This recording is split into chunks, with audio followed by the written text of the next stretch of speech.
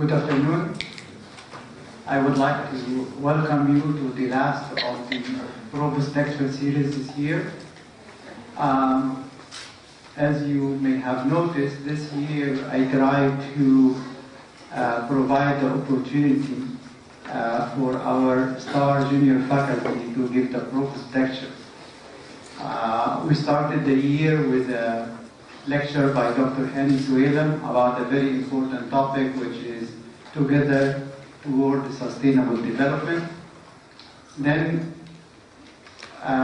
there was an exception. We had Dr. Medhat Hassanin, who is the professor of finance and the former minister of finance. He gave a presentation that was timely about Egypt's economy, the Pathfinders. Was followed by a lecture by Dr. Rania Siam, associate professor in the Department of Biology, and she gave us a counting of environmental genomics of the Red Sea, and she talked about newfound life in the bottom of the Red Sea. Followed by a lecture by Dr. Rasha Abdallah from GRMC, and she gave us also another important topic and timely one about how social media help bring down a dictator. We had the last presentation was by Dr. Malak Zalou from the Graduate School of Education, and she also talked about a topic that is of significant importance for the building of New Egypt, which is about education, the way forward in Egypt. And today, I'm very pleased to have Dr. Bowditch to give us his presentation. Nate is currently an assistant professor in the Department of Philosophy, as well as the Associate Dean of the School of Humanities and Social Sciences. And for the last part there, I can really say that he has done a marvelous job as the Associate Dean. He received his bachelor degree from the University of California in 1994, and then followed that by a master and a doctorate degree from the Johns Hopkins University. He joined AUC in 2006. Nate is really a great teacher, and in 2009 he received the Teaching Award for Excellence in Undergraduate Teaching. Nate research focuses on ethics and moral psychology, as well as the history of ethics and philosophy. We are pleased to have him give this last presentation of the year, and its title is Religion Natural, David Hume on Human Nature and Religious Belief. Dr. Lee.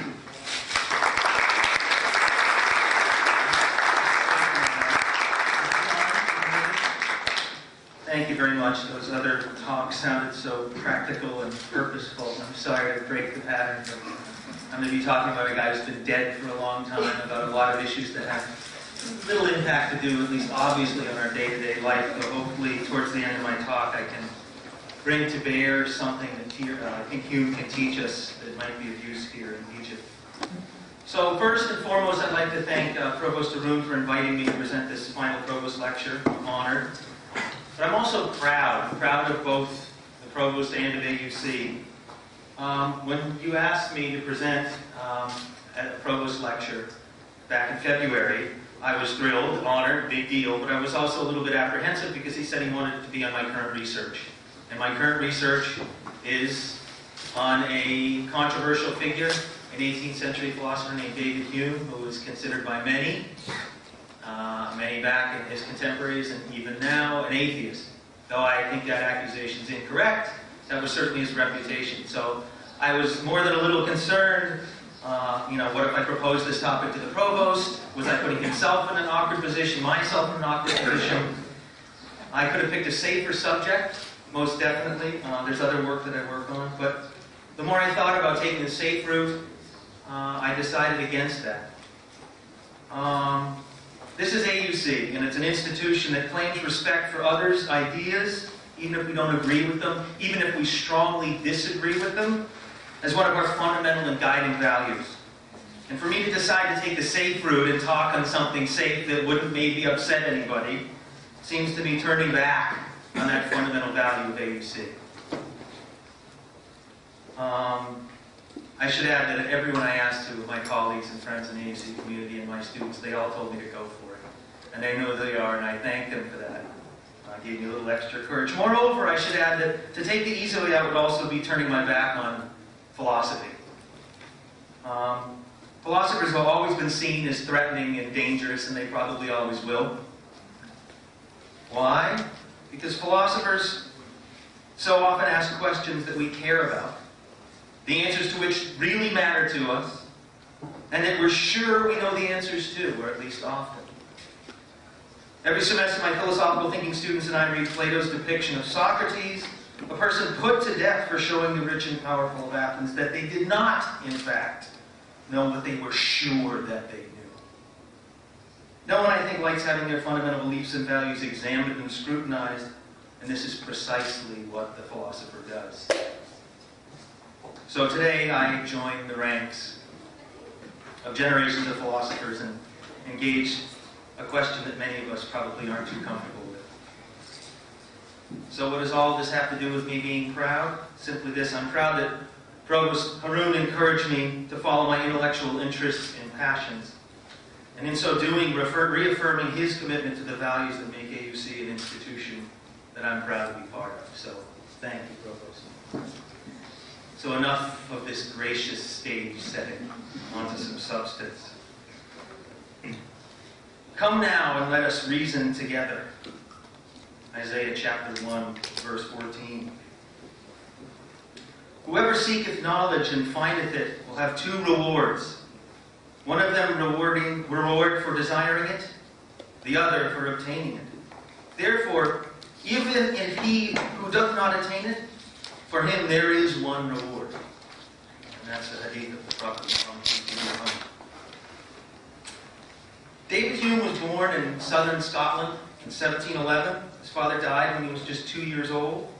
And his mother, whom he speaks most highly of in his brief autobiography, My Own Life, raised him, took on the responsibility of homeschooling him. He was, in her words, uncommonly weak-minded, smart young man. And so at 11 years old, mirroring the path of Descartes, well before him, went off to college, though not to the flesh, but instead to the University of Edinburgh. It was expected that he'd follow, like Descartes, surprisingly, in his father's footsteps, and many of you young people here know the pressure to follow in your father's footsteps, maybe. He was expected to study the law, though he much preferred to spend his time reading literature and philosophy, to his credit, I think. After a philosophy-induced mental breakdown of sorts, Hume moved to La Flèche, France, again, resonates with Descartes, the college where Descartes went at 11. And he began working on a book that would become what many consider to be the single greatest piece of philosophy ever written in the English language, a treatise of human nature. He had high hopes of instant fame and success, but instead he was devastated when his, quote, offspring fell stillborn from the press. The book was a flop. He persisted, kept writing, and eventually earned himself a reputation as a gifted writer and historian, if also possibly a dangerous atheist. This later aspect of his reputation had serious consequences, and Hume was twice denied professorships, first at the University of Edinburgh and later at the University of Glasgow. Yes, that's right. The greatest philosopher ever to write in English was unable to get a job as a professor. He died in 1776 of intestinal cancer. According to his good friend and mentee, Adam Smith, whose massively influential Wealth of Nations was published the same year, Hume died, much as Socrates did 2,000 years before, with the calm and relaxed confidence of a person who has lived well and has nothing to fear in death and whatever might follow it. He grew up in a very Calvinist Scotland at the time. Without going into great detail, Calvinism is a brand of Protestantism fathered by John Calvin, The book he would have used was called The Whole Duty of Man, would have been what he read in the morning, at night. A book dictating how a young man like him should behave. Calvinism of that era, I would say, was quite harsh by our standards, demanding much and offering little. Human beings are fallen sinners. We do not deserve God's grace. We will be fortunate if we get it. So we should sow the fields in hopes of His mercy, but recognize there's nothing we can do to earn it. Quite a bleak religious view, to say the least. And this is the background in which Hume's own intellectual and religious views were developed. Now, my interest today is not in those arguments for which Hume is most famous, notorious actually, namely those aimed at showing that religious belief is irrational. And now when I say religious belief here, I here mean belief in a single God who is both omniscient and omnipotent, and who created and who sustains everything that is. I'm not talking about Zen Buddhism. I'm talking about traditional interpretations of the major three Abrahamic religions. Now, these arguments are most fully developed in his posthumously published Dialogues Concerning Natural Religion, and they are, to say the least, devastating.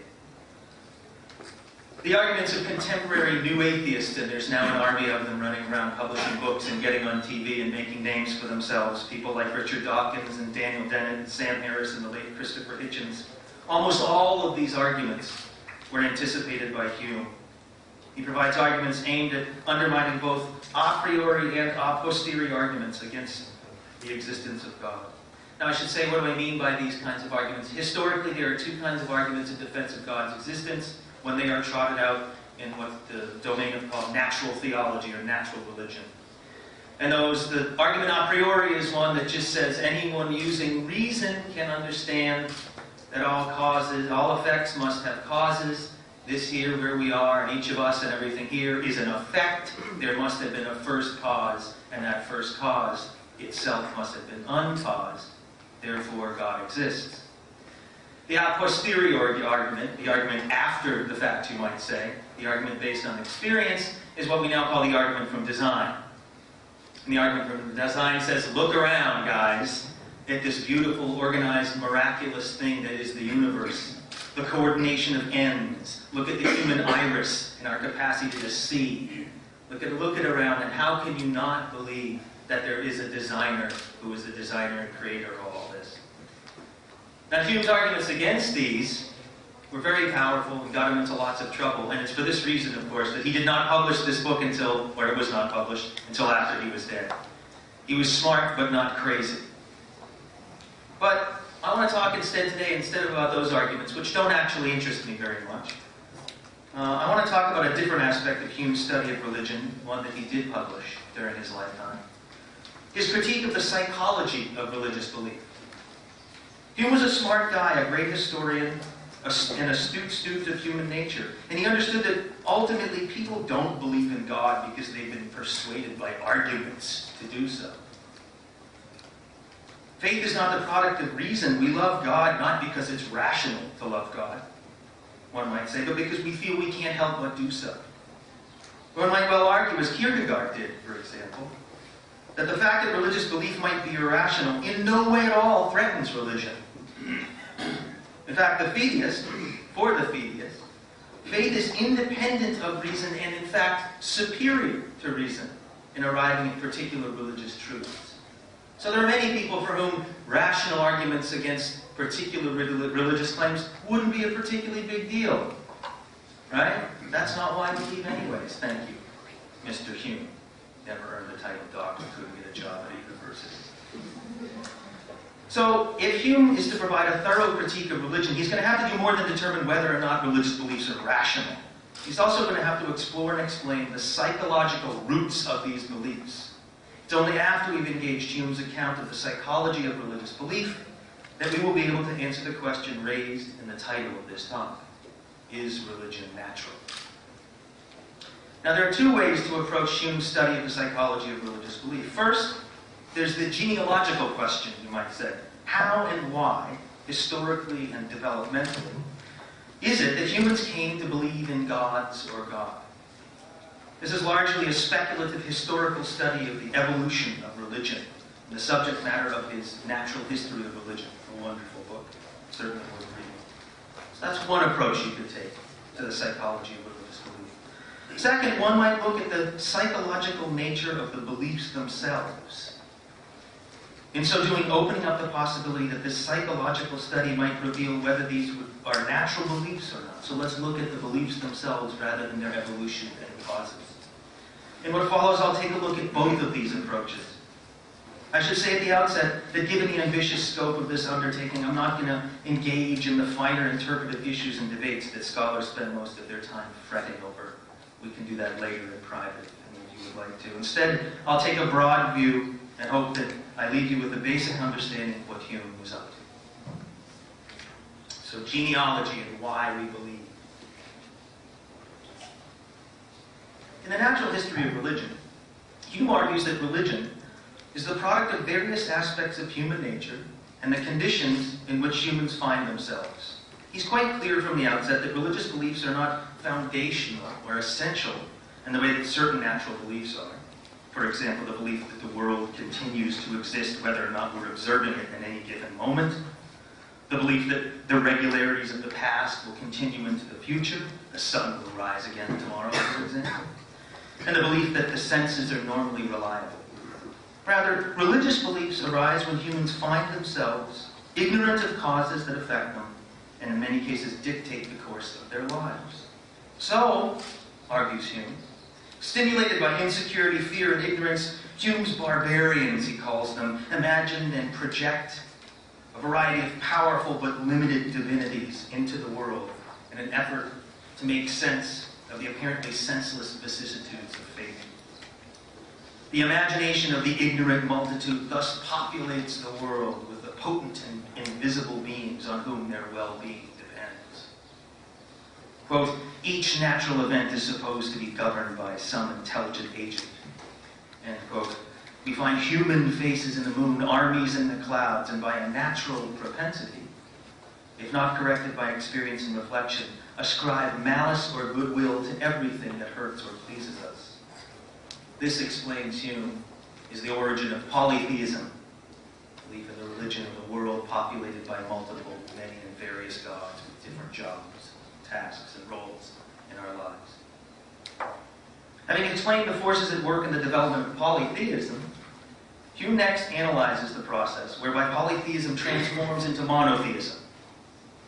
While I might reasonably assume that Hume's account of this transformation would be the product of an increasingly scientific view of nature, this is not exactly the case. I think it's very common for people to think that if it's true that we came out of our polytheistic religious roots of old peoples of the past, it was due to science and our recognition that, in fact, those things that we were so scared of, lightning bolts, were not Zeus. No, that was actually electricity. Right? So I think it's a common thing to say that it was intelligence and wisdom and science that brought us out of the dark ages of polytheism and into the world of monotheism. Hume does not see it that way. Although Hume takes there to be a correlation between common people's understanding of the true springs and causes of nature that govern the operations of nature and the religious views that they hold, the transformation of polytheism into monotheism has its roots elsewhere. A monotheistic world and religious view is not the product of reason or science, but rather of the same factors that gave rise to polytheism in the first place: fear, ignorance, and superstition. It is in the panicked effort to influence the God, the single God, who is seen to have the greatest influence and control over one's life, to show him that one loves him more than the rest, and he is superior to than the others. That monotheism, the belief that there is one supreme, is born according to Hume. In the midst of this discussion, in Section 8, The Natural History, Hume claims that vulgar monotheism and the monotheism of the unenlightened, unphilosophical, unscientific, and poorly educated masses is inherently unstable, being based, like its ancestor polytheism, on fear and anxiety. And eventually it's susceptible of falling back into polytheism. It's remarkable, he says, that the principles of religion have a kind of flux and reflux in the human mind, and that men have a natural tendency to rise from idolatry and theism to sink again into theism, from idolatry up to theism, and then to sink again from theism into idolatry. Motivated by his natural tendency to idolatry, people tend to focus on the tangible, the visible, the physical. People look down, which may be explained in part by the propensity alluded to their attention on visible objects, but they are driven from an unrecognizable and inhuman, infinitely perfect God back to objects, but then in recognition that no physical object can happen to have the attributes an absolutely infinite and perfect creator God must have. And so thus the ignorant monotheist drifts between a focus on the particular and a focus on the divine. Sort of confused schizophrenia. This propensity is an inevitable byproduct of the inherent instability, both of polytheism and vulgar, or what he elsewhere calls popular monotheism. Alright, so what does all this tell us so far? In this very brief discussion of the developmental story of the natural history, I've identified a number of propensities, we might call them natural propensities, that together play crucial roles in the formation of our religious beliefs, according to Hume. It's these in conjunction with the various situations and conditions in which people find themselves, conditions that generate fear, right? Want, scarcity, instability, that give rise to religious belief. So that's one half of the story. That's Hume's half of the story of the causes that give rise, why we believe the way that we do. Now, of course, you all well may disagree with this, but this is his explanation of why it is that humans believe so pervasively and commonly and historically, and the historical roots, the psychological roots of that belief. So that's that half of the story. Now I want to turn to the other half of the story. Not the why they hold those beliefs, but the nature of the beliefs themselves, the psychological foundation of the beliefs themselves. This is section 2. It's an awkward title here. Is it really possible to love God? And is he the possible object of our adoration, love, and respect?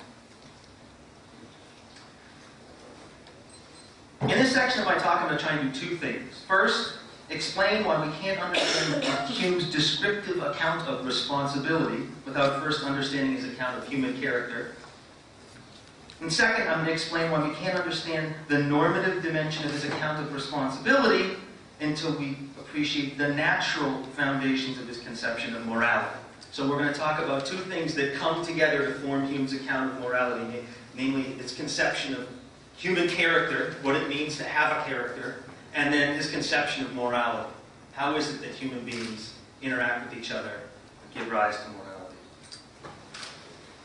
It's human nature, according to Hume, that both explains and justifies our practices of holding each other responsible, of praising, of blaming, of loving, and of hating. Having done this, we'll now be in a position to directly address the question of whether religion is natural. Now, Hume argues that one's character is constituted, quote, by those durable principles of mind which extend over the whole of conduct. As I read Hume, there are three features of one's mental economy which satisfy this criteria. One's standing set of calm passions, those driving passions that undergird our day-to-day. Not the changing and ups and downs of our emotional states, but those passions that are fundamental to drive us calmly and clearly through what we do.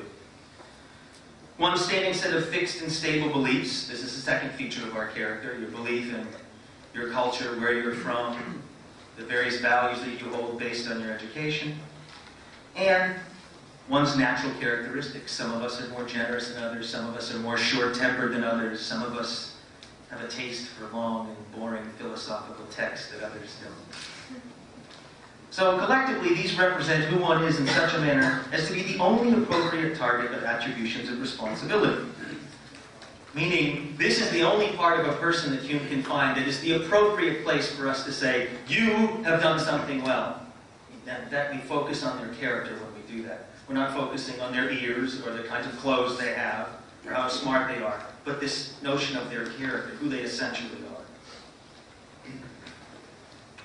Now, one crucial feature of each of members of this set, of this idea of character to remember, is that they're not mostly willfully chosen, but rather the result of natural, social, socio-political, and economic forces that are almost completely beyond one's control.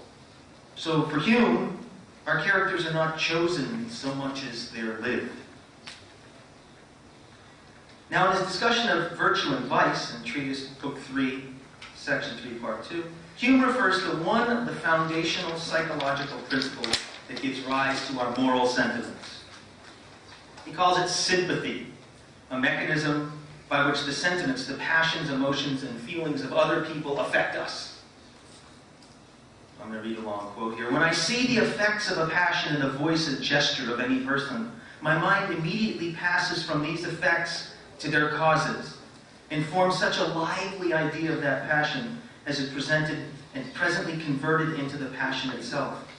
No passion of another discovers itself immediately to the mind.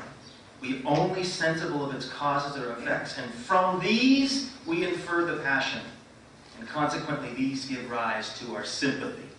So sympathy is the foundation of morality, our capacity to engage in another person and their feelings. Those things that exhibit their character to us in their actions. Now, Hume's quite clear that we can't help but engage and to some degree experience the sentiments of those whom we come in contact with. It's only after we engage the sentiments of others that we respond to them in either favorable or unfavorable ways. Sympathy, then, can be understood as the psychological mechanism that facilitates our attributions of responsibility in the following way. Hume makes clear throughout the treatise that the only thing which actually moves a person to act are passions. Those are what drive us. Therefore, when we look beyond an action to its motive or cause, when we're making an attribution of responsibility, you shouldn't have done that, that was a bad thing to do, it's your fault. What we're doing is sympathetically engaging the passion that gives rise to that action. I say sympathetically engage here because we don't just recognize or observe that, the passion involved in motivating the action, and consequently make the attribution of responsibility. According to Hume, this isn't even possible, because the passions of others only affect us following the operation of sympathy. So he sees morality as the product of this interaction of our passions, through this capacity of us to literally feel each other, and what drives each other, what motivates each other. So what this suggests then is not only that we can be responsible for our passions, but that the ultimate target of all of our attributions of responsibility, of praise and blame, are the passions which motivate actions, passions accessible to us only through the operations of sympathy. So sympathy and character, those two elements of us. A psychological mechanism, sympathy, and who we are, our character. The interplay of our characters through sympathy gives birth to morality for humans. Now, you might have noticed that nothing in this section of my talk to this point seems to have anything to do with religion, which is at least part of the reason some of you came here. But, as some of you might also have noticed, the entire discussion of morality and the psychological forces and mechanisms from which it emerges has nothing to do with God or religion.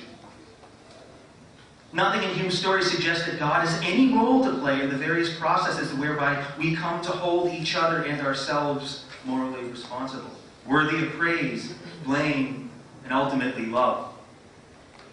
Now, this very fact of Hume's account of morality, as it's developed in his first work, the Treatise, explains why he was seen as an atheist before he wrote anything about God at all. When I read the Treatise the first time when I was a student, I didn't understand what the big deal was. Big whoop. He hasn't said anything about God or religion that's bad. That's precisely right. His contemporaries would say, here's a man who's provided an account of the roots of morality, of right and wrong, what makes a good and bad person, a virtuous and a vicious life, and God is no part of the story. That was extremely dangerous, and some of you in this room might also find that problematic. I understand that. So Hume was a dangerous guy from the start, maybe. We'll see if this is justified. I don't think he's dangerous at all, but I think for some people, he was seen as threatening at least. I think if we draw out the implications of the story of our distinctively human morality sketched above, though, we will see that Hume is making a more sweeping claim than initially appears. So in fact, not only has he left God out of morality, if we look at his account of morality and the psychological forces that give rise to it, it puts religion in even a more awkward position, at least for the time being. If we accept all that Hume has said to this point, then the following argument seems a natural consequence, and I can go over this again if it gets confusing. Pretty simple argument, but see what you think. Step one, premise one. The deity God is not the object, the natural object of human passion. Again, only beings with whom we can sympathetically engage are, that is, beings with characters that give rise to passions and actions that affect us. Right? An infinitely perfect God would appear to lack these distinctively human characteristics. Okay, so again, it seems like God is not the natural object of a moral reaction. I react to human characters through the operation of sympathy. Moral sentiments, this is the second step in the argument, are a species of human passion. So my feelings of admiration, respect, blame, those are forms of human passions, distinctive of our nature, our psychological constitution, our makeup, our character. All right, they are a species of human passion. 3.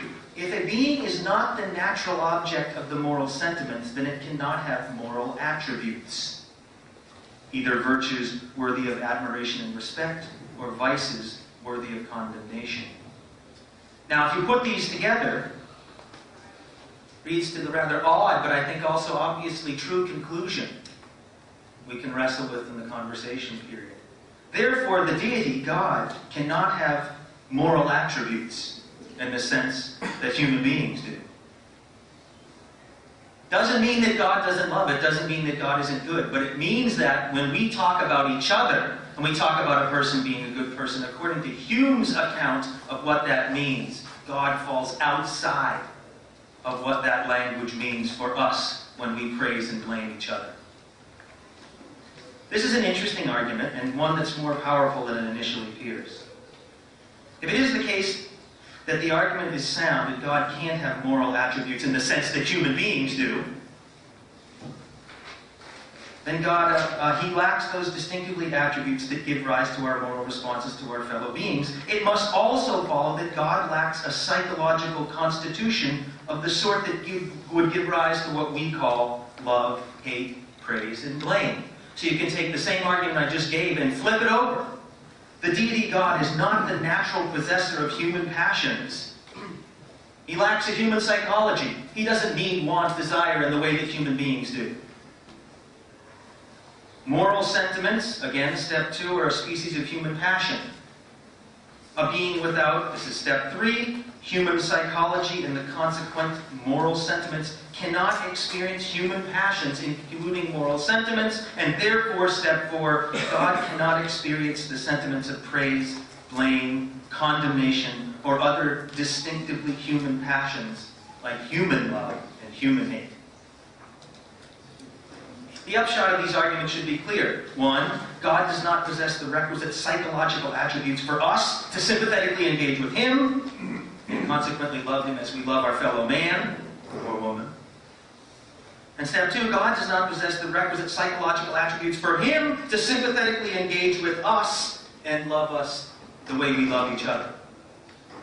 Now again, this does not mean, and Hume was not stupid enough to think that that doesn't mean that means you can't say God doesn't love us. No. But what it does mean is what we mean by love when we talk about loving each other must be something quite distinct from what a believer says when he claims to be loved by God or to love God.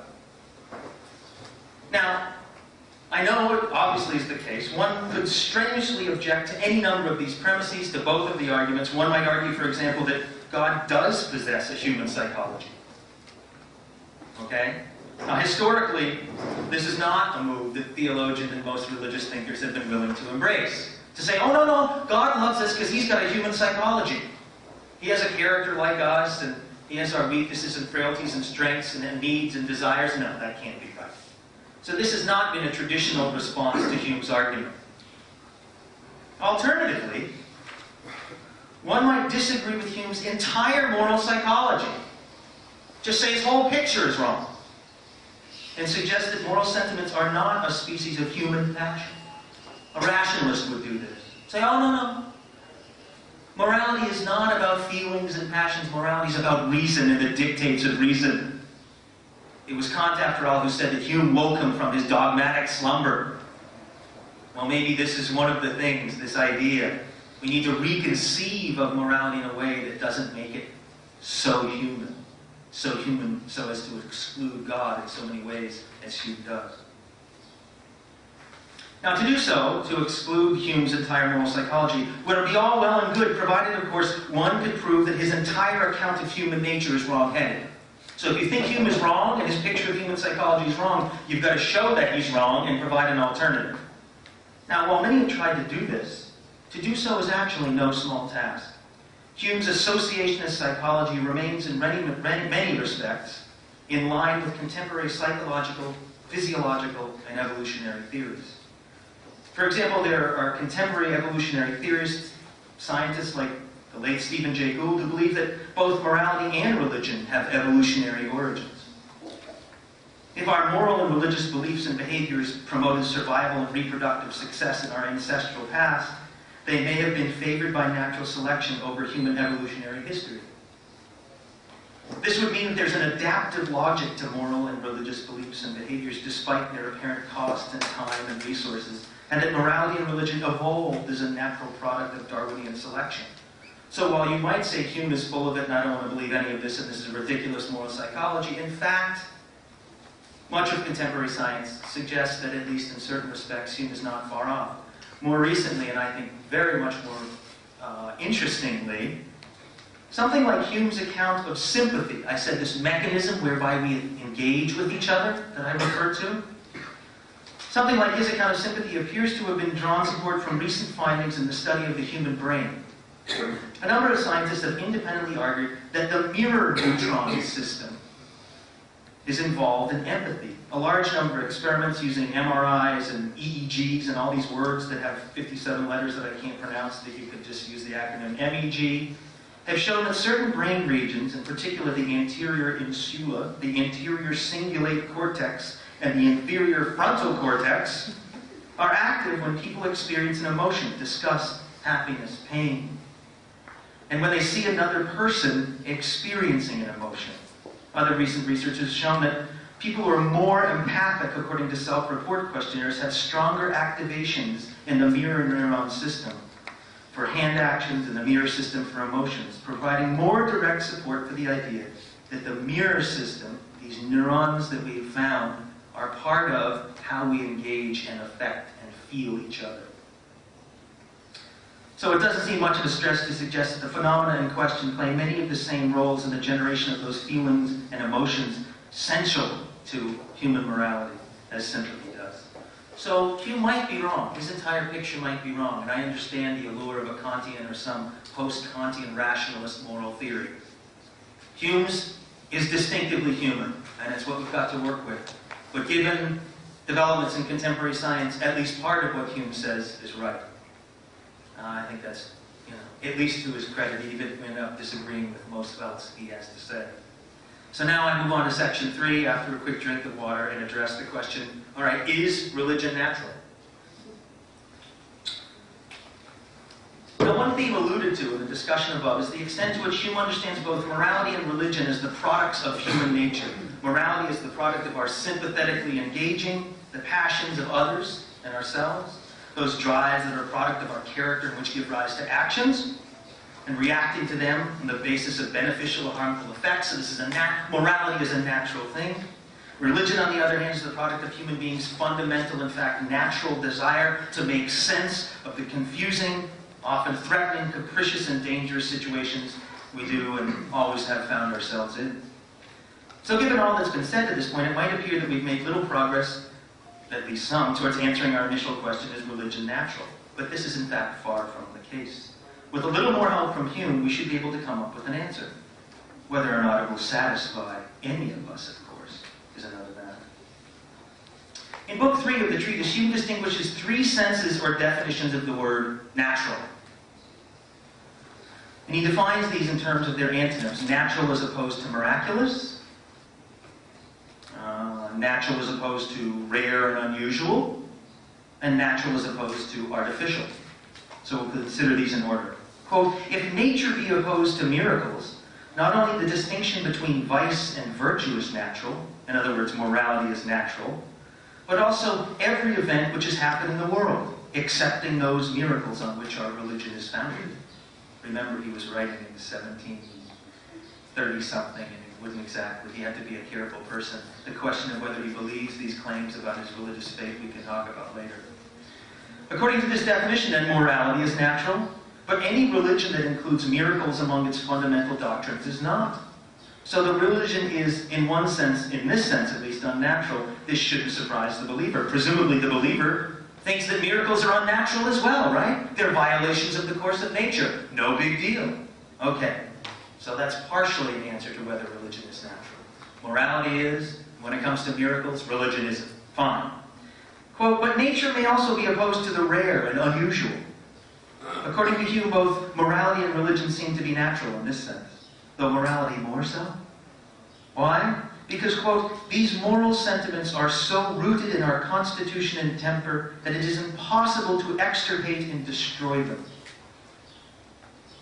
So morality is natural. It's found everywhere in all of us in different forms. It's built out of our nature, our responses to each other. We all know, when you go to another country, to other place, there might be nuances and small differences in our mores and cultural traditions, but when it comes to the roots of morality, it's, according to Hume, rooted in human nature, and we all know the world over the difference between right and wrong, at least in certain obvious important respects. All right, but nature is... Moral sentiments are rooted in our constitution and temper, and it's impossible to get rid of them. Okay, so that's... Conversely, speaking of religion, in the opening lines of his Natural History, Hume says the following, quote, the belief of invisible intelligent power has very generally been diffused over the human race in all places and all ages. But it is neither perhaps so universal to admit of no exception, and nor has it been, in any degree, uniform in the ideas it has suggested. End quote.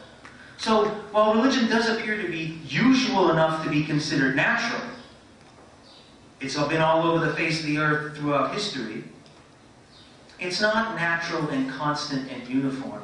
It's not as natural, you might say, as morality is, according to Hume. There are different systems of religious belief. There are, in fact, people who don't believe at all, right? In fact, large swaths of people. Okay, third definition of natural. But nature may also be opposed to artifice, as well as to what is rare and unusual. It might seem, with respect to this definition of natural, religion and morality on equal footing. While the impulses that lead us to endorse the norms of morality as well as the tenets of religion are certainly natural, neither system springs complete and whole. Rather, human beings must contrive via artifice, creativity, imagination, ways to structure their needs, desires, impulses into systems that make living on earth among our fellow men more tolerable.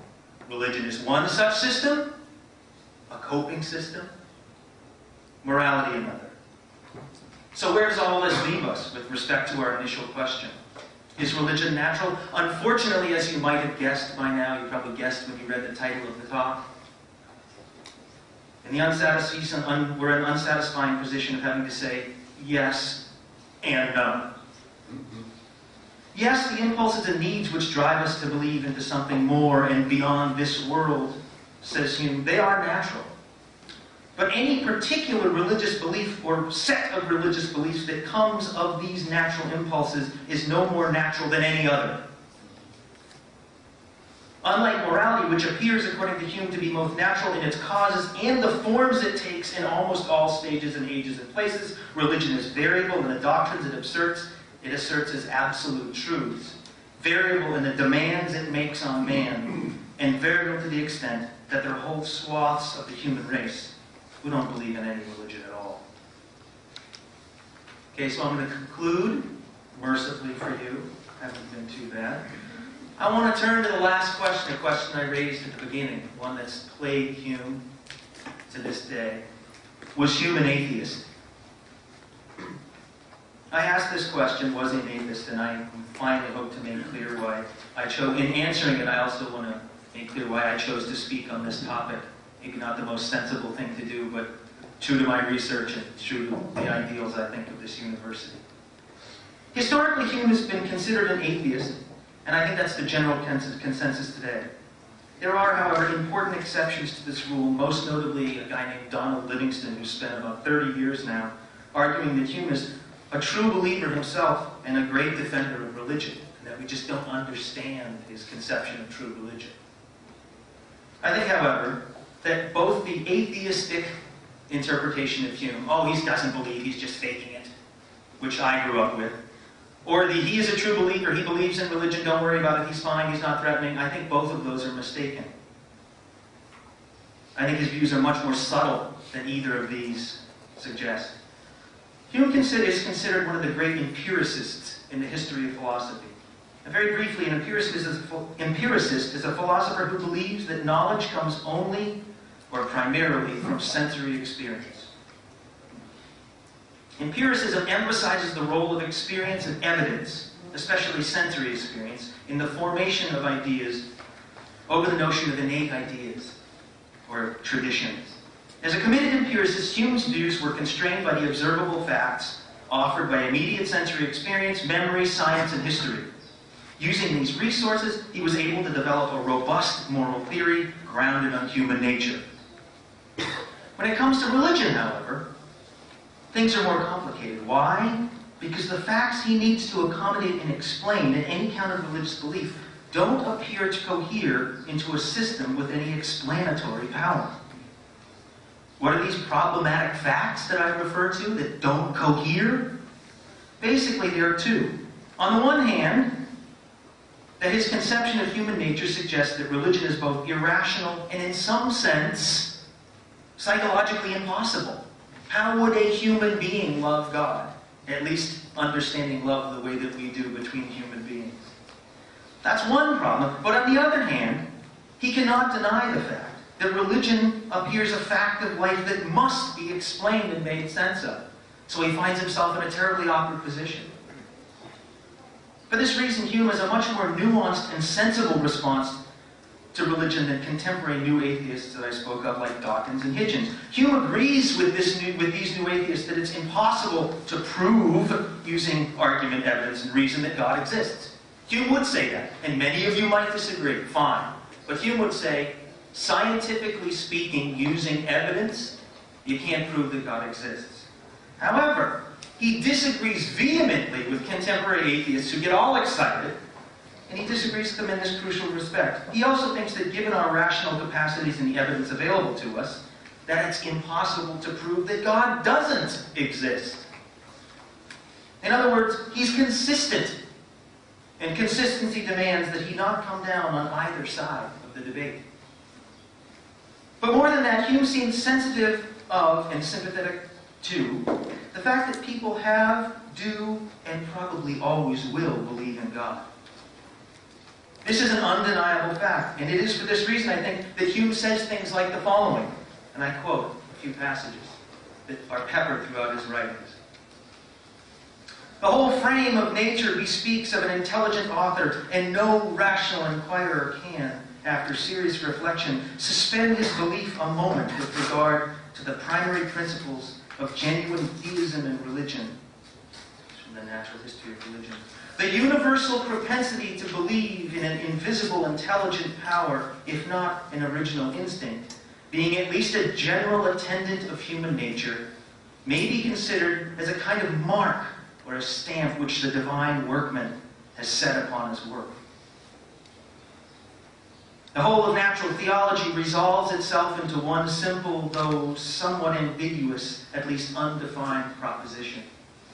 That the cause or causes of order in the universe probably bear some remote analogy to human intelligence. And finally, quote, the whole is a riddle, an enigma, an inexplicable mystery. So was Hume an atheist? Not in the case in the sense that most of us use the word. I think the contemporary philosopher that best captures Hume's attitude to and relationship to religion is Thomas Nagel. In speaking of what he calls the religious temperament, the temperament possessed by a person driven to ask the question, how can I bring my merely human life into some kind of harmony with something greater than my mere life? Not necessarily a question that can be only answered by appeal to monotheistic religion. Hegel says of Hume, among the great philosophers of the past, I would particularly associate the idea that this cosmic question does not need to be answered with Hume, who seems to me a beautiful example of someone perfectly free of religious impulses. His serene naturalism is a deep expression of this temperament, and he obviously feels no need or yearning for harmony with the cosmos. End quote. But Hume was also smart enough to recognize that his non-religious temperament was far from the norm. Right? And that for many people, this yearning to find one's place in the cosmos, however you do that, is fundamental, and it's defining, and it's natural to them, basic to who they are. So we might go so far as to say that Hume's a-religious, not irreligious, a-religious temperament was in his time, as it would be in the Egypt of today, less natural than that of religious folks. Now, whether this is true, of course, would be a matter of debate. Now, in closing, I said this might have something to do with something going on and not be completely irrelevant to the issues concerning us, this time and place. I'd like to draw from all this one piece of advice that I think Hume has to offer us. Advice that we might well heed in our current situation here in Egypt. Religion is something that human beings do. Regardless of whether one agrees with Hume's account of the genealogy of morality or anything else he says, one would be hard-pressed to prove his claim that no individual religion or set of religions can claim to be more rational or more justifiable than another. So you might not agree with what he says in particular, but the strength of his arguments combined, it's pretty hard to disagree with his claim that no religion, any given particular religion, is more rational or more accurate or true or just than any other. Okay? But I don't see this as a problem. For believers, religion has its own reasons and purposes, and it doesn't need science or logic to support it. In fact, one of Hume's points is what he's trying to do is inevitably a waste of time trying to do this, justify religion. As John Gray so eloquently puts it, quote, science and religion serve different human needs. Religion, the need for meaning, science for control, end quote. Hume was very aware of this truth, and as I read him, his skeptical arguments aren't aimed at proving either religion or science wrong or right, but rather urging us to keep each in its proper place. So Hume does actually draw a practical conclusion from all this. Given the fundamentally irrational, not irrational, but irrational nature of religion, no religion or set of religious beliefs can justify a claim that for religious reasons, I can demand that others act or behave or vote in a certain way. Why? Because if Hume is right, whatever reasons I might have for believing what I do, those reasons cannot be rationally justified. Put another way, any religious demand I make of you is nothing short of tyranny. I am demanding something without reason or justification. As we all know from Egypt's recent history, this approach to relations with our fellow human beings is ultimately nothing short of a recipe for disaster. We should then heed Hume's advice and believe whatever religious beliefs we want or may need to, so long as those beliefs don't require anything of people who have religious beliefs other than those we cherish and take to be God's given truths. And in closing, I'd like to found this passage quite interesting. It's for Stephen. Philosophy is the stray camel of the faithful. Take hold of it whenever you come across it. And that's from the hadith of the Prophet Muhammad, peace be upon him. Thank you.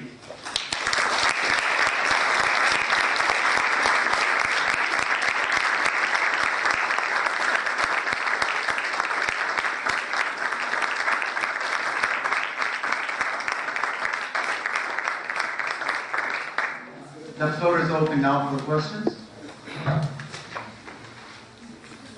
All right, Ali, you were first.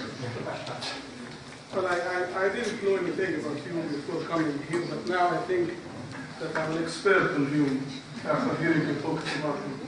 If I understood correctly, you said that, maybe in my own words, that he believes that religion is man-made. I don't know if I understood you correctly or not. On the other hand, also, he believes that no one can either prove or disprove that God exists. If he does believe in this, then there is a logical and natural way to conclude that he's not an atheist. Because if you follow the minimax principle, which means I want to minimize the maximum penalty, I have two options. Either there, true state of nature, either God exists or God does not exist. If God does not exist and I believed in him, then nothing will happen. But if he does exist and I don't believe in him, something very serious will happen to me, and therefore, as a mini-maximalist, I would believe in God even though I have no proof that God exists or that God does not exist, and therefore, I would conclude that Hume was not an atheist. I don't know if I understood correctly or not. You understood very well, sorry. And this is, anyone know what this is called, what he's just brought up? What's that called? Pascal's wager, exactly. So Ali, you're a smart guy, you have good company. When I spoke of people who believed, fideists, who believed that reason was not the way to faith, but faith alone, that reason trapped us in the merely human, perceptible, comprehensible, that God exceeds all that, and so that it is only faith and faith alone that allows us access to the truths of God, revelation. That was Pascal. One of Pascal's great arguments, which I find historically, I don't think it's convinced many people. I could be wrong, but I'd like to do a statistical analysis. But yes, it's precisely that argument. Yeah. Hey, what do you got to lose? If he doesn't exist, no problem. But if he exists and you don't believe, woo! Yes, Pascal's major. So I don't think Hume was particularly, again, I really think the interesting thing for me about Hume is this notion of different kinds of temperaments.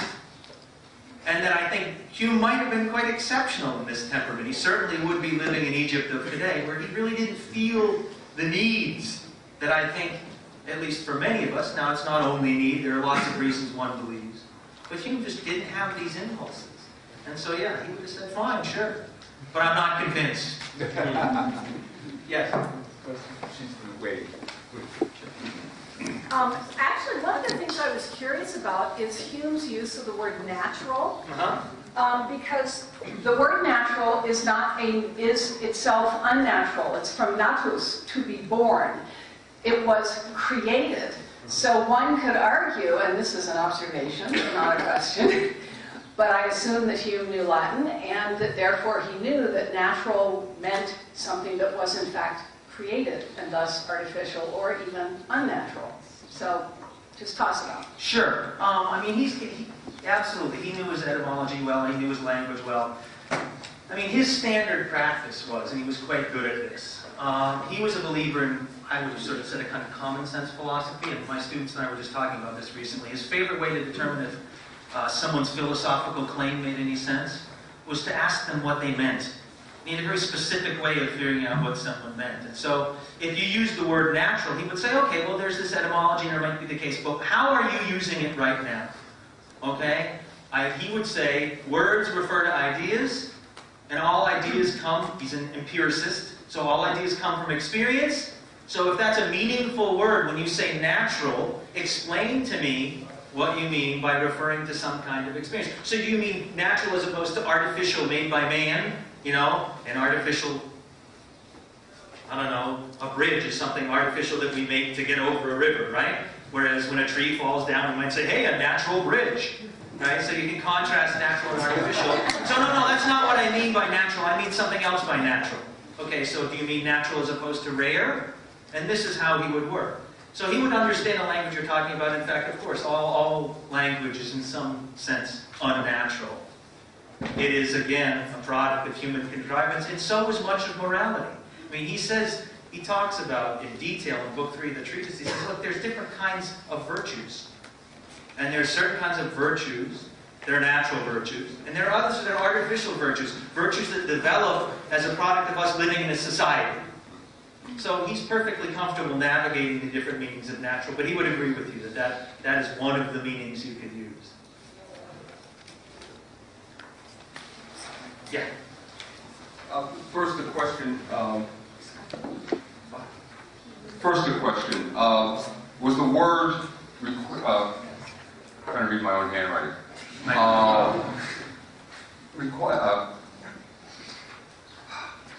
use the word God having now I can't pronounce it. Somebody would say Requisite? Requisite emotion. The requisite Is that psychological... was that your word or whom's word? Mine. Okay. Then that goes back to an observation, and which I somewhat agree with whom, and have since I was introduced by the Jesuits back in 70 and 74. God is beyond our understanding, so why are we asking anything of God that we know by definition? The definition of God is we don't understand it. If we don't understand it, it can't be God. Right, I mean, that's that. So for us to be looking for some psychological or emotion or anything, on the other hand, are, to stick to, as you said, our three Abraham-based faiths. And I think God shows himself in each of those faiths. At one point, a question is asked, what should I call you? Who should I tell people speaking to me? I am. You can't understand who I am, so just say I am, but you couldn't figure it out. Again, next person we hear is, well, who should we call you? Well, who do you call me? Well, I call you this. Okay. Because you couldn't possibly understand what I'm about. And I'm sorry I don't know enough about Islam, but I would not be surprised if that's not found there. And finally, at your last argument, I would say that having been here only since February, I've found a great thing in talking in tea rooms. America has freedom of religion. Not really. We have freedom from religion. I can't make you follow my religion, and your religion stops at my toes and my nose. So you can believe whatever you want. I don't have to listen. I can believe whatever I want, and you don't have to listen. Right. So we can talk about it nicely, or we can close the door and just not talk about it at all. Right. Thank you. Sure. Thank you. But you notice a few things are conspicuously absent from that story. I'm not disagreeing at all. But the context in which Hume was working was not contemporary America. It was not a liberal, hey, we can't, each to his own, believe what you want to believe, you can't prove that God exists, you can't even speak about him, he's unknown to us, we are incapable. That kind of language would not, you would have been accused of being an atheist if you stood up and made that speech in Scotland at the time, in Edinburgh in 1740. You would have been in deep trouble. So I'm not disagreeing, that's all fine and good, but what I find interesting about Hume is in the context, there are a lot of people in the world right now that don't think that way. Right? That think that religion can make demands both on me and on other people I live with and around me.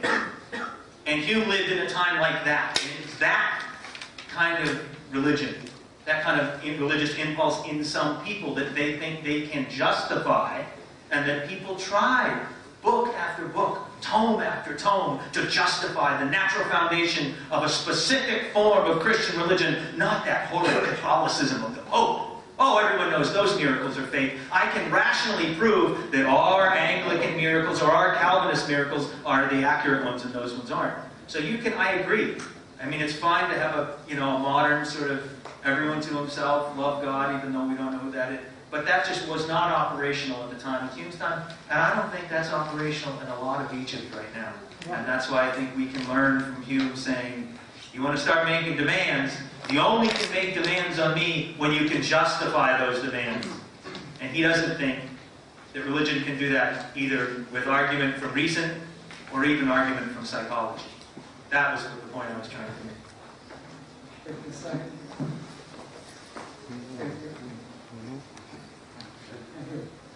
Go for it. Okay, Professor. You said that there is no, scientific or psychology conclusion that we can reach that there is God or no. But did Hume, in any of his writings, refer to the psychology and the life of the prophets themselves as evidence? Many people over history have claimed prophecy, but many failed. Yeah. But only certain people that, because of their message, chose to go through too much trouble to get it through, which is itself unnatural, because people want to be happy. So why did these people do that, and how did they succeed over history? Isn't that given as evidence? Okay, I could have gotten myself in more trouble than I might already have if I discussed section 10 of Hume's inquiry, his first inquiry, where he talks, it's called, of miracles. And in it, he gives what I think is the most devastating rational critique against the plausibility of any specific account of miracles. And I don't want to say he's right or wrong, but any of my students, some in the back are nodding who've read this with me. It's pretty hard to prove.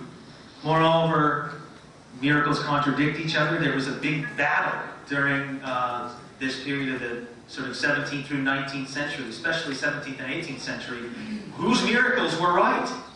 You know, whose prophets are going to be the right prophets? And you hear those kinds of discussions, not couched quite in those terms, but at the end of the day, the political consequences of attitudes like that are playing out now. No, my prophet's got it right, so do what I say. And Hume, read section 10 of the first inquiry. It's very scientific, it's very empirical, it's very rational. And it doesn't say there are no miracles. Again, he's a careful man. He's a skeptic through and through. He says, you just can't prove to me that yours are the right ones. If you want to believe them, fine, but don't try and tell me how to live my life based on your miracles. Back.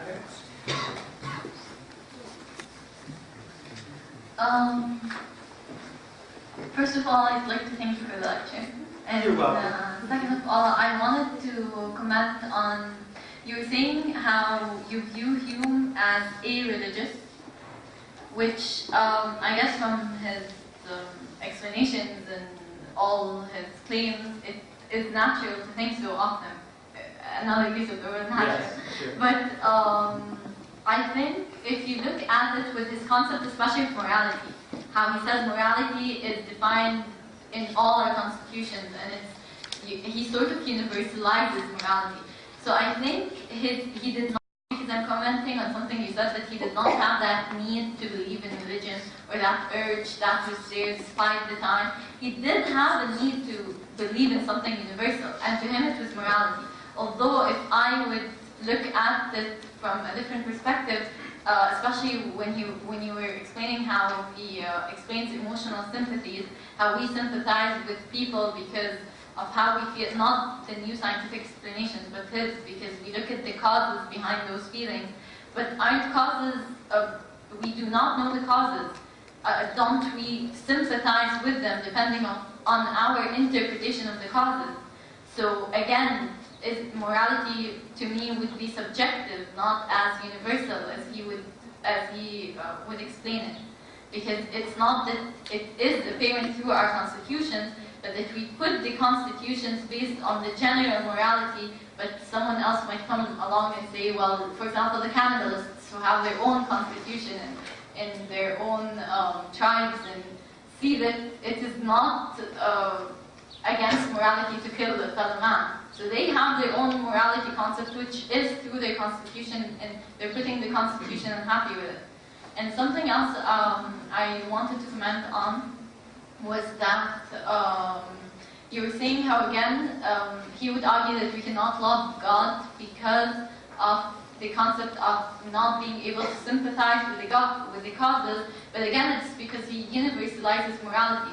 But if we look at it from the point of view that we sympathize with our interpretation of the causes of the feelings of other people, then it's the same with God. We love him because, if, for example, I do not know the cause of someone hurting me, and I still accept that person and would forgive that person, it's because my interpretation surpasses the cause and goes into a form of love that is all-encompassing toward that person. So this is in human nature. We do forgive each other despite the causes telling us not to do so, and the causes being severe. I mean, murderers have been forgiven before by the families of victims.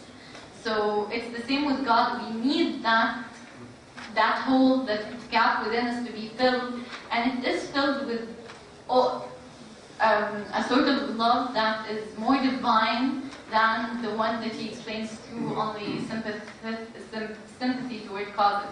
So it's again with God. And the need for constitutions from God, you're saying how one religion doesn't surpass the other, but we do need a religious form in some form or another. I won't argue which is the best or which is the most rational, because again, there are some things not beyond our explanation, but beyond that.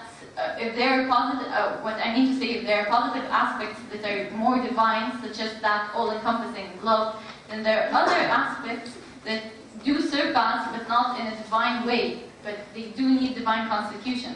So us trying to explain why the moon is in place, for example, through gravity, well again, why is the whole universe in place if not with something, again, all-encompassing? So that's why we need constitutional religious doctrines in one form or another. Okay. Can I answer now? Try. I know that's a lot of good points, and they're quite common and familiar and sensible. So I'm not knocking them, but I need to sort of pull them apart. First of all, I think one of Nagel's points. I read that quote at the end from Thomas Nagel. I don't think that it's natural for everyone to need to understand the cause of all the causes and the cause of the first cause, and to understand universal love and why very gravity exists. You might need to. You might need to find some kind of sense and meaning in why you're sitting here on this piece of rotating rock in the middle of nowhere in a universe that appears to not care anything about you. You might need that. But that need isn't universal. Okay? And I think that's one of the distinctions that Hume wants to make. So the fact that you have that need, he wouldn't say that's a problem or bad or even unnatural. But it's not natural, he would say, in the sense that religion is. I mean, that morality is. Because morality, he would say, is, sure, it's variable. But it's not variable to the extent or in the way that religions are. All right? And he's a great student of history. And he studied history endless to it. He wrote a history of England that is, I measure it by inches, not pages. It's this giant 6-volume thing. And he studied man and his history. And his argument, you don't have to disagree with, I mean, you don't have to agree with them, but his fundamental point is if you look at human nature, how we operate with our fellow person, when we go to work, when we get on the bus, when we come home, when we have children, the way we deal with our parents, there is very little variation throughout history and around the world. And that is not the case with religion. Now, is religion natural? Sure. One of the things that lots of people do is they have this natural tendency that they need to find their place or make an understanding of the cosmos.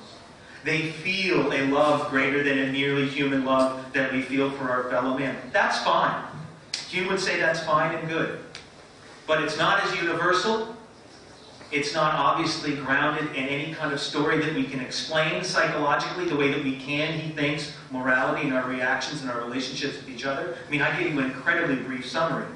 His Treatise of Human Nature is this big, fat book, and he explains the source, nature, and situations, and all the virtues and vices manifest. You can't do that with, you do that with one religious text, and then another, and then Hinduism and Buddhism and whateverism and thisism. Right? So he's not going to deny you. He's not an atheist.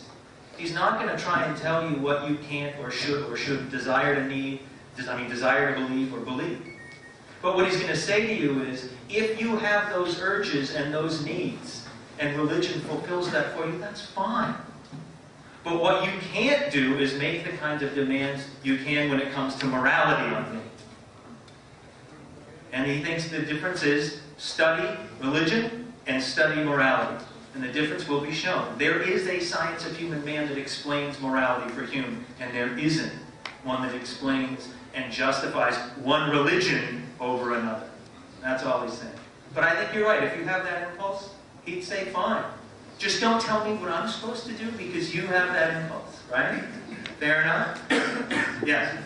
Suppose you have someone who is, say, for example, a hedonist, who has absolutely no rules governing their lives except, say, I do whatever I feel like. That's a pretty extreme hedonist. Okay, most hedonists just enjoy pleasure, but... Oh yeah, right. To maximize pleasure and minimize pain. Yeah. Would you say that is someone who has no morality or who just has a morality that is different from everyone else's?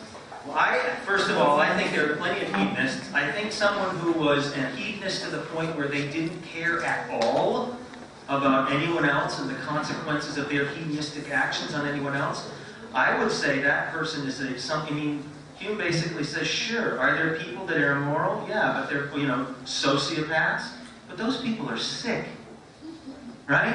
I mean, Hume recognizes that human nature is not uniform, just like nature is uniform. Guess what? We have earthquakes and hurricanes, and we don't predict them, and they happen, and they're terrible. And we have people that are born that are morally broken.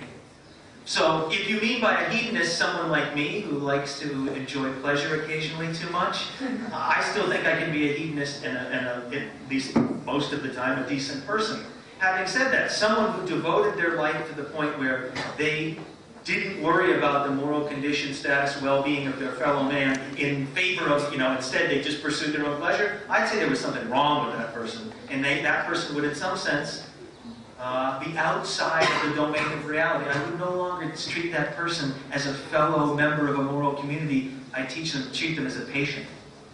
So you would say that someone who follows this type of philosophy is, in a sense, inhuman? Well, I wouldn't say they're inhuman. I'd say they're a sick person. I think someone who is unable to feel and respect the needs of other people and who has no qualms about harming, hurting, disregarding, disrespecting other people, that they have no sensitivity to that, I'd say something's wrong with them. Right? I mean, there are people with various neurological conditions that lack the capacity to engage emotionally in certain ways with other people. We don't say, oh, what a horrible person. We say, that person has a pathology of a certain sort we need to respect and treat them accordingly. Okay, 2 final questions. And, I think he's going to come up and punch me.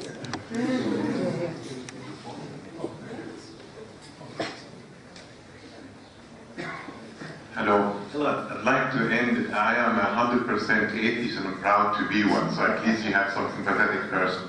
I want to add a couple of things to prove that what Hume is saying is correct. I forgot the name of the quantum mechanics astronomer paralyzed and used a computer speech synthesizer. Stephen Hawking. He had written very recently, and I have it, the article, you don't need a God to explain this huge universe. And by the way, the huge universe, maybe some of you don't know, is billions and billions of years of light, and light flies at 10 centimeters per second. So this is a very modern proof. The second thing, I have my own thing when I try, I'm not really trying to convert people to atheism. Please don't. Yes. I'm using the word convert is a bad word, it's a religious word. But I try to say, in the old days, people were raping, stealing, blah, blah, blah. So some person would come along, and a wise person, a man or a woman, because always everything is God, is even he. So they say, don't do that. If I say, don't steal my money, you're just going to kill me. So I have to say, oh, I have a God, a supreme person, and then use, brim and stone or whatever, and say, you will go to heaven if you become nice, and you believe in my God, and blah, blah, blah. If you do bad things, you go to heaven. Okay. Yeah. So, but the bottom line, the point that he said, every religion believes everybody else is wrong. So it's ridiculous. Anyway, That's thank not you. wrong. I would say the following. Thank you. I would say the following. I assume that all of those of you out there who are believers would say, fine. There's a lot of amazing science, and there's a lot of light, and there's billions of years, and that has no bearing on my belief in God whatsoever. And Hume would be fine with that. Again, I think Hume is not an atheist because he is not committed to the claim that God does not exist. It would be as irrational to say that, as unjustified at least, as to say, I can prove that God does. And I think that's an important lesson for everyone to learn. I think the new atheists are just as obnoxious as the evangelicals who go around telling you you're an idiot if you believe in God because we've proven he doesn't. That is bogus. As is someone who tells me how I have to live my life because of the God they believe in. Last question. Hi, so on the question of why people believe in God, Yes. how does Hume address the argument that it's simply indoctrination from birth? Well, I mean, he doesn't address that argument, but he certainly leaves room for the possibility that it is part of culture. I mean, it is, after all, he says, this is our character, we grow up in situations, and he is not a believer in free will. He does not believe, he's not an existentialist like Sartre, who says, I make myself who I am with every choice. Quite the opposite. He believes we are products of a culture, time, place, genetics, and everything. He didn't use genetics, but he would have. And so he would say, yeah, sure. That's one possible explanation. There's a historical explanation, maybe a genetic explanation, lots of different explanations. And so, I mean, he would not be averse to that. He talks about things like that, but he's not interested at the end of the day, I don't think, in overtly coming out and damning any particular religion or approach to religion. His point is only to say, you keep yours to you, I'll keep mine to me, and since neither of us can win the argument, we'll be better off this way if we just respect each other and move ahead. Please join me in thanking Nick.